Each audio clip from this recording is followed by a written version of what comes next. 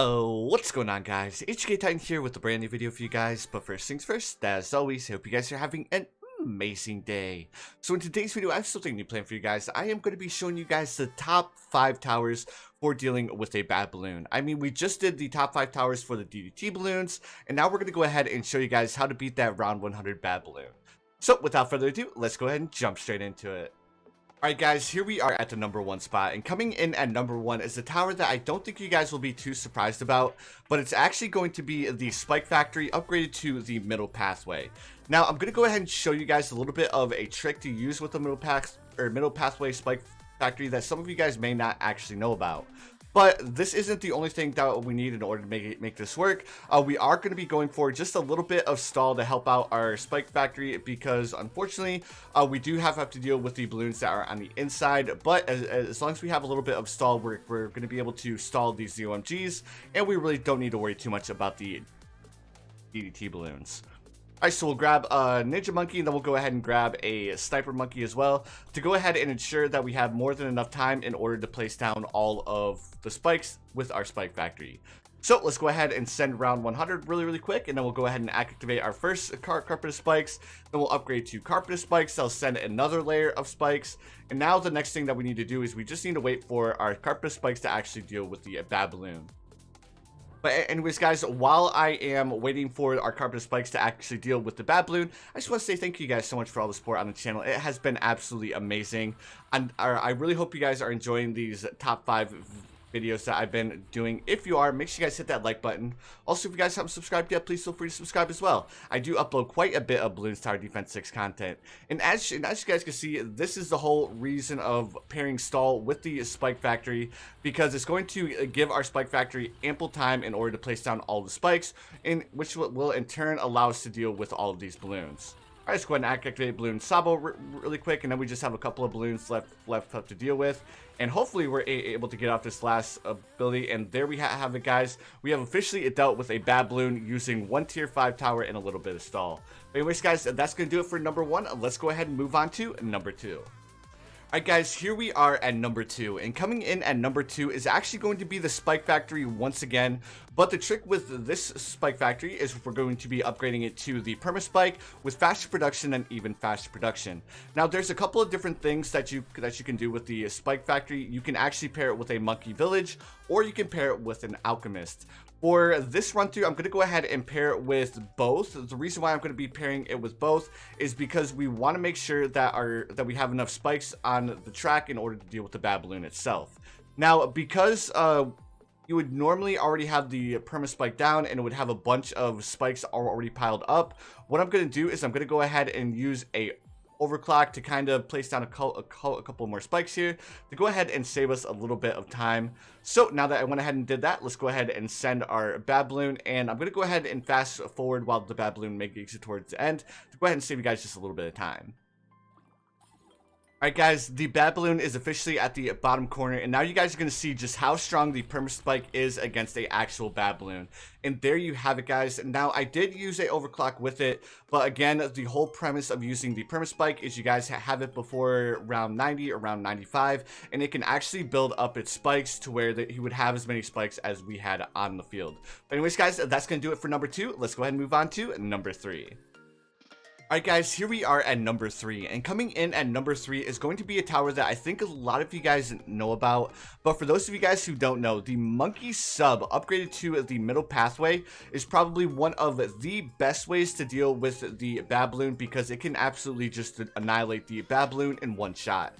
Now there is a little bit of a stipulation with using the tier 4 Monkey Sub, is that it's meant more of a support tower opposed to an actual primary popping power. So what we're going to do is we're actually going to pair our tier 4 Monkey Sub with a Apache Prime, upgraded to the Apache Prime with the IFR. So now that we went ahead and did this, we can go ahead and send round 100 really quick. And what we're going to be waiting for is we're actually going to be waiting for the bad balloon to get to the point where we can actually one-shot it with the first strike. Now what we're looking for on the bad balloon is actually for both of its side tail fins to fall off before we hit the first strike, which it shouldn't take too long for the Apache Prime to get it to the state, but we'll know as soon as it gets there. Alright, so you guys can see it's starting to get damaged. Now we just need both of the back tail fins to fall off before we hit the first strike. And then as soon as they fall off, we'll give it 2 seconds before we hit the first strike. And then the first strike will actually be able to one-shot the BAD Bloon like so. But anyways, guys, that's going to do it for number 3. Let's go ahead and move on to number 4.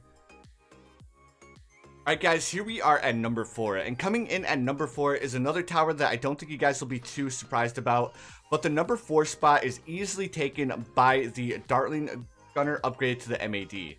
Now, if you guys have ever used the MAD in the past, then you guys know just how strong this tower can actually be. So let's go ahead and set it to round 100, then we'll go ahead and send it really quick. And you guys will see just how strong the MAD is against a BAD Bloon. I mean, the BAD Bloon just got on the screen, and the BAD Bloon is absolutely just shredded. Now, the only issue with the MAD is, of course, if you guys didn't notice, is the MAD is absolutely terrible at dealing with the ceramic balloons that are on the inside of the balloons. So I do recommend pairing the MAD with another tower that's good at popping the ceramic balloons, like the Prince of Darkness, or even the Ice Monkeys should work as well. But anyways, guys, that's going to be a easy number 4. Let's go ahead and move on to number 5. Alright guys, here we are at number 5, and coming in at number 5 is going to be a tower that I absolutely enjoy using, and in my opinion is probably the best tower for going to late game, and that tower is hands down going to be Adili. Now, if you guys have watched any of my 300 videos or anything like that, you guys will already know the extent of how good Adili is. But the whole reason why Adili is such a good hero is actually because of this ability right here in the bottom left hand corner called Moab Hex. Now, what Moab Hex does is it doesn't deal actual damage, but rather it does percentage based damage to all Moab balloons, including a BAD Bloon. So let's just go ahead and send a round 303 BAD Bloon up against Adili. Now, I'm not going to place down any supporting towers. I'm not going to place down anything like that. It's just going to be Adili versus a round 303 BAD Bloon. So let's go ahead and send the BAD Bloon, and then we're going to go ahead and hit the Moab Hex. And as you guys can see, Adili is already starting to damage the BAD Bloon. This BAD Bloon is super quick, and Adili almost has it popped. And here we go, guys. There was a round 303 BAD Bloon against a solo hero. And guys, that is the extent of how strong Adili actually is. But anyways, guys, that was number 5. I'm going to go ahead and move on to a couple of honorable mentions, just because I do know there are a couple of other towers that are very good at dealing with the BAD Bloon. So let's go ahead and jump into the honorable mentions. Alright guys, here we are at the honorable mentions, and I do have 3 towers that I feel are very good at dealing with the BAD Bloon, but they do take a little bit of support. Because I ended up using a little bit of support with the Perma Spike and the Carpet Spikes, I will go ahead and include these 3 towers. So the first tower that I'm going to include is going to be the Apache Prime upgrade to faster darts and faster firing. Now, if you guys have watched any of my Apache Prime chimp strats, you guys will know just how good this tower actually is. The next tower that I'm going to include is going to be the Monkey Ace, upgraded to the Sky Shredder. Yes, the Sky Shredder is a very good tower at dealing with the BAD Bloons, but you do need to pair it with a MIB, and you need to pair it with an Alchemist in order for it to work. Much similar to the Apache Prime, where you need to pair it with a MIB and a Overclock and a Alchemist in order for it to deal with the BAD Bloon. So these 2 towers are extremely good at dealing with the BAD Bloons, but they do need a little bit of support from other towers.